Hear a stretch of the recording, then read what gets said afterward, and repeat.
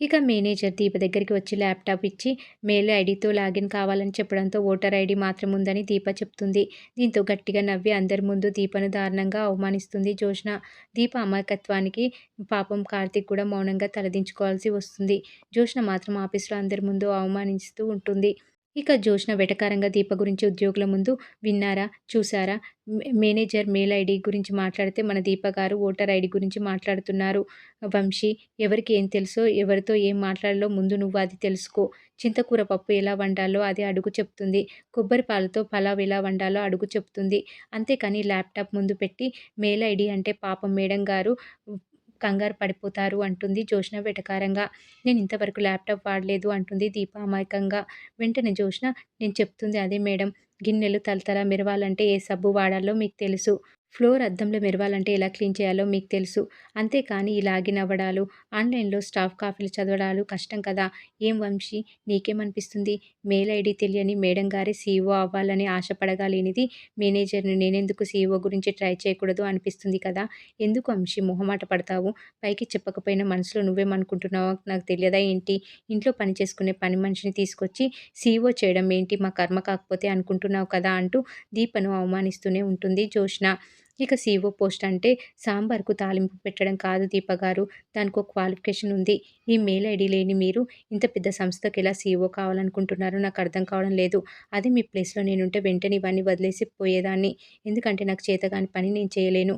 కానీ ఇక్కడ విచిత్రం ఏంటో తెలుసా? నీకు చేత కాదని నీ చుట్టూ ఉన్న వాళ్ళందరికీ తెలుస్తుంది, నీకు తప్ప. హౌస్ కీపింగ్కి మాత్రం పనికొచ్చే నీలాంటి వాళ్ళను ఇలాంటి పోస్టుకు సజెస్ట్ చేసిన వాళ్ళకు చెప్పాలి. నా దరిద్రం ఎలా ఉందో చూసావా వంశీ? యూనివర్సిటీ సర్టిఫికేట్ ఉన్న నేను ల్యాప్టాప్ ఎలా ఆపరేట్ చేయాలో తెలియని మేధావులతో తలపడుతున్నాను. షేమ్ కదా అంటూ అందరి ముందు దీపను అవమానిస్తూ రెచ్చగొడుతూ ఉంటుంది జ్యోత్స్న. దీంతో కార్తీక్ అక్కడ ఉన్న ఒక ఫ్యూన్ను పిలిచి, నీకు మెయిల్ ఐడి ఉందా, ఎలా క్రియేట్ చేసుకున్నావు అని అడుగుతాడు కార్తీక్. ఉంది సార్, మా ఫ్రెండ్ క్రియేట్ చేశాడు అని చెప్తాడు ఫ్యూన్. ఇక కార్తీక్ దీపకు అర్థమయ్యేలా ఫ్యూన్తో మాట్లాడుతుంటాడు కదా.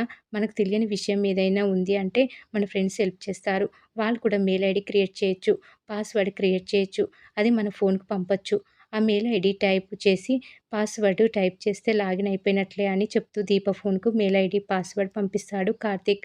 వెంటనే కార్తీక్ మాటలు అర్థం చేసుకుని దీప, వంశీ, నాకు మెయిల్ ఐడి ఉంది, లాగిన్ అవుతున్నా అంటుంది దీప. అది విన్న జ్యోత్స్న అయోమయంగా, నువ్వు క్రియేట్ చేసావు కదా బావా అని అడుగుతుంది.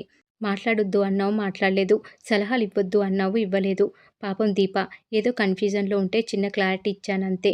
Are you clear? బాబు వంశీ, లాగిన్ అయ్యావా? ఈ మాత్రం దానికి ఎందుకయ్యా ఇంత హడావిడి అంటూ రివర్స్ కౌంటర్ ఇచ్చి వెళ్ళిపోతాడు కార్తీక్.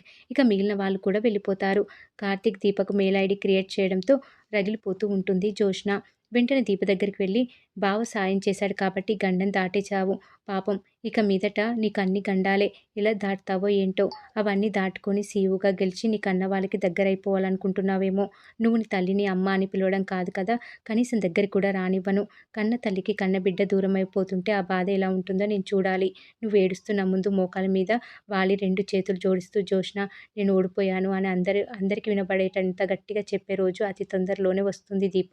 నువ్వే కూతురువని తెలియని నీ తండ్రి నువ్వెందుకు పనికిరావు అని నిన్ను ఆఫీస్‌లో నుంచి, ఇంట్లో నుంచి గెంటేసే రోజు కూడా అతి త్వరలోనే వస్తుంది. ఎదురు చూస్తూ ఉండు అంటూ వార్నింగ్ ఇచ్చి వెళ్ళిపోతుంది జ్యోత్స్న. ఇక ఇంటికొచ్చిన వాళ్ళతో ఆఫీస్‌లో ఏ గొడవ జరగలేదు కదా అని అడుగుతాడు శ్రీధర్. వీళ్ళని చూస్తుంటే ఏదో జరిగినట్లే అనిపిస్తుంది అంటుంది కాంచన అనుమానంగా. గొడవ ఎప్పుడు ఇద్దరు సమానంగా ఉండే వాళ్ళ మధ్య జరుగుతుందత్తా. నువ్వేమీ అనుకోనంటే నీకో మాట చెప్పనా? బావ ఏదో జాలిపడి తాళి కట్టాడనుకుందాం. కానీ చదువు సంధ్య లేని పల్లెటూరు మొద్దుని కోడలుగా నువ్వెలా ఒప్పుకున్నావత్తా అంటుంది జ్యోత్స్న కాంచనను ఉద్దేశిస్తూ. దీంతో కాంచన షాకవుతుంది. వెంటనే కార్తీక్, జ్యోత్స్న అంటాడు కోపంగా. నువ్వు కోపాన్ని ఎప్పుడు జేబులో పెట్టుకొని తిరుగుతావా బావా అని అడుగుతుంది జ్యోత్స్న. కానీ నువ్వు మాత్రం గుద్దిని బీరువాలో పెట్టి బయట తిరుగుతుంటావే అంటుంది కాంచన. బుర్ర లేకపోవడం కంటే బుద్ధి లేకపోవడం బెటరే అత్తా అంటుంది జ్యోత్స్న. రెండూ ఒకటే కదా అంటుంది పారిజాతం అయోమయంగా. కాదు గ్రాని, ఎలా చేయాలో తెలియకపోవడం బుద్ధి లేకపోవడం, ఏం చేయాలో తెలియకపోవడం బుర్ర లేకపోవడం. మొదటిది నాకు లేదని అత్త అభిప్రాయం, రెండోది దీపకు లేదని నా ఉద్దేశం అంటుంది జ్యోత్స్న మరోసారి దీపని అవమానిస్తూ. నీ ఉద్దేశాలను తీసుకెళ్లి ఊరగాయ జాడిలో పెట్టుకో. నాలుక తిరిగినట్లుగా నోరు మాట్లాడితే దెబ్బలు ఒంటికి తగులుతాయని వార్నింగ్ వాదిస్తుంది కాంచన. కొట్టత్త, నువ్వు నా మేనత్తవి. నువ్వు నన్ను కొట్టే హక్కు, పెట్టే హక్కు రెండూ ఉన్నాయి. అలాగే నాకు కూడా ఏదైనా యథార్థం ఉంటే నీతో చెప్పుకునే హక్కు ఉంది. ఒకరికి పోటీగా నిలబడాలంటే నిలబడే అర్హత మనకు ఉండాలి మామయ్య అంటుంది జ్యోత్స్న. దీపకేం తక్కువ అంటుంది కాంచన. అక్కడికే వస్తున్నా అత్త. ఇంట్లో కూర్చున్నా నీకు ఆఫీస్‌లో ఏం జరిగిందో తెలియదు కదా అంటుంది జ్యోత్స్న. చెప్పాల్సిన అవసరం లేదు అంటాడు కార్తీక్. చెప్పాలి బావ. లేదంటే నా కోడలు ఆఫీస్‌లో అదరగొడుతుంది అని అత్త అనుకుంటుంది కదా! పాపం దీప బెదిరిపోతుందని అత్తకేం తెలుసు అని అంటుంది జ్యోత్స్న. నా కోడల్ని ఏం చేశావే అని అడుగుతుంది కాంచన. నేనేం చేయలేదు. మీరే అర్హతకు మించి ఆశపడ్డారు. అధికారం కట్టబెట్టడానికి పోటీకి దింపారు. కార్పొరేట్ ఆఫీసులో పనిచేయడం అంటే కిచెన్‌లో కూరగాయలు తరగడం అనుకుంటుంది నీ కోడలు. గరిటె తిప్పినంత తేలిక కాదు పెన్ను తిప్పడం. ల్యాప్‌టాప్ చూడగానే అమ్మగారికి చేతులు వణికాయి. ఇంక మిగతా విషయాలు చెప్పాల్సిన అవసరమే లేదనుకో. కాస్త పద్ధతిగా చెప్పాలంటే గ్రానీ కనకం మీద శునకం అనే పద్యం ఉండాలి కదా! అది కాస్త చెప్పరాదూ అంటుంది జ్యోత్స్న. ఇక పారిజాతం ఆ పద్యాన్ని చెప్తుంది. ఇది కథ. ఈ పద్యం దీపలాంటి వాళ్ళ కోసమే రాశారు. అర్హత లేని వాళ్ళను తీసుకొచ్చి అధికారం కట్టబెడితే ఎలా ఉంటుందో ఇంతకంటే గొప్పగా చెప్పలేం అంటూ మరింత దారుణంగా అవమానిస్తుంది జ్యోత్స్న. దీంతో అప్పుడే అక్కడికి వచ్చిన సుమిత్ర కోపంగా జ్యోత్స్న అని అరుస్తుంది. ఇక సుమిత్ర ఆవేశంగా రావడంతో కార్తీక్ నువ్వు ఆగత్తా అని ఆపేసి జ్యోత్స్నతో మేడంగారు సమ్మర్ క్లాసులేవో స్టార్ట్ చేసినట్లు ఉన్నారు. సుమతి శతకంతోటే శుభారంభం చేశారు. మరి నాలాంటి స్టూడెంట్ రెస్పాండ్ అవ్వకపోతే ఎలా చెప్పు? మేడం తాబేలు కుందేలు కథ తెలుసా మీకు? దీన్ని ఎవడో సరదాగా రాశాడు కదా అని 2025లో ఫారెన్‌లో టెస్ట్ చేశారు. విచిత్రం ఏంటంటే ఇప్పుడు కూడా తాబేలే గెలిచింది. ఎందుకో తెలుసా? కుందేలుకు గెలుపు మీద గర్వం ఉంటుంది. కానీ తాబేలుకు గెలుపు మీద నమ్మకం ఉంటుంది. గర్వం ఏదొక రోజు తల దించుకుంటుంది. కానీ నమ్మకం ఏదొక రోజు తల ఎత్తుకుంటుంది. ఇందాకేదో అన్నావు. కార్పొరేట్ ఆఫీస్‌లో పనిచేయడం అంటే కిచెన్‌లో కూరగాయలు తరగడం అనే కదా మేడం? ఆ కార్పొరేట్ ఆఫీస్‌లో పనిచేసేది కూడా కిచెన్‌లో వంటల గురించే మేడం. ఎంత పెద్ద మహావృక్షమైనా చిన్న విత్తనం నుంచి మొలకెత్తుతుంది అన్న వాస్తవం మీరు మర్చిపోతే ఘోరంగా అవమానపడేది తమరే అని అంటాడు కార్తీక్.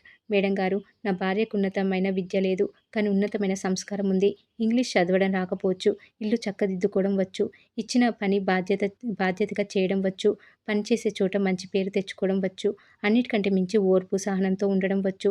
సహనాన్ని, మంచితనాన్ని అవకాశంగా తీసుకొని అడ్డుకోవద్దు మేడం. నా భార్య తాబేలు లాంటిదే. నడక ఇప్పుడే మొదలుపెట్టింది. ఈ రేస్‌లో కూడా కుందేలు మీద ఈ తాబేలే గెలుస్తుంది మేడం. శిఖరంగా పెరిగిపోయిన గర్వాన్ని నమ్మకం పాతాళంలా తొక్కిపారేస్తుంది. అప్పుడు గెలిచిన మనిషి మీ కంటికి కొండంత కాదు, ఆకాశమంత కనబడుతుంది. అప్పుడు నీ సుమతి శతకాలు, శునక భేదాలు పనిచేయవు మేడం అంటూ గట్టిగానే ఇచ్చి పాడేస్తాడు కార్తీక్. ఇక కార్తీక్ అలా చెప్పగానే సుమిత్ర కోపంగా బాగా చెప్పావురా అంటుంది. మమ్మీ బావ నన్నేం పొగడడం లేదు. దీపతో పోలిస్తే నువ్వెందుకు పనికిరావని తిడుతున్నాడు అంటుంది జ్యోత్స్న. ఆ పోలిక మొదలుపెట్టిందే నువ్వు. ఈ పోటీలో నువ్వు గెలవాలని ఒక తల్లిగా నేను కోరుకుంటాను. కానీ నీ గెలుపు నీ టాలెంట్‌తో తెచ్చుకున్న దానిలా ఉండాలి. అవతలి వాళ్ళను కించపరిచేలా కాదు. ఆఫీస్‌లో ఏదైనా జరగని అది ఆఫీస్‌లోనే వదిలేయ్. ఇలాంటి పంచాయతీలు మరోసారి పెట్టకు. నువ్వు నా బలహీనత కదా అని ఏం చేసినా భరిస్తాను అనుకోకు. నాలో ఎంత బలహీనురాలు ఉందో అంత మొండిది ఉంది. ఆ మొండిదానికి కన్నవాళ్ళనే కాదు, కడుపున పుట్టినదాన్ని కూడా మర్చిపోగల శక్తి ఉంది అంటూ వార్నింగ్ ఇచ్చి వెళ్ళిపోతుంది సుమిత్ర. ఇక సుమిత్ర వెళ్ళగానే పారు పిల్లలేదో సరదాగా మాట్లాడుకుంటున్నారు. దీన్ని గొడవలా చూడడం అవసరమా కాంచన అంటుంది పారు. దాంతో కాంచన పారుతో మనుషుల్ని మాటలతో బాధపెట్టడమే సరదా అనుకుంటున్నావా పిన్ని అని అడుగుతుంది. ఇక శ్రీధర్ కూల్‌గా సుమిత్ర చెప్పింది కదా! అర్థం అవ్వాల్సిన వాళ్ళకి అర్థమవుతుంది. వదిలేయ్ కాంచన అంటూనే చూడమ్మా దీప నైపుణ్యంతో, నమ్మకంతో పనిచేసే వాళ్ళు ఎప్పుడు పైకి వస్తారు. మనం మామూలుగా వేసే అడుగు కూడా చిన్నప్పుడు ఎంతో కష్టపడి నేర్చుకుంటేనే వచ్చింది. ఏదైనా అంతే నేర్చుకుంటేనే వస్తుంది. ఆల్ ది బెస్ట్ అమ్మా! నువ్వు గెలవాలని నీ మామగారిగా నేను కోరుకుంటున్నానని చెప్పి వెళ్ళిపోతాడు శ్రీధర్. మరి ఏం జరగబోతుందనేది రాబోయే ఎపిసోడ్‌లో తెలుసుకుందాం.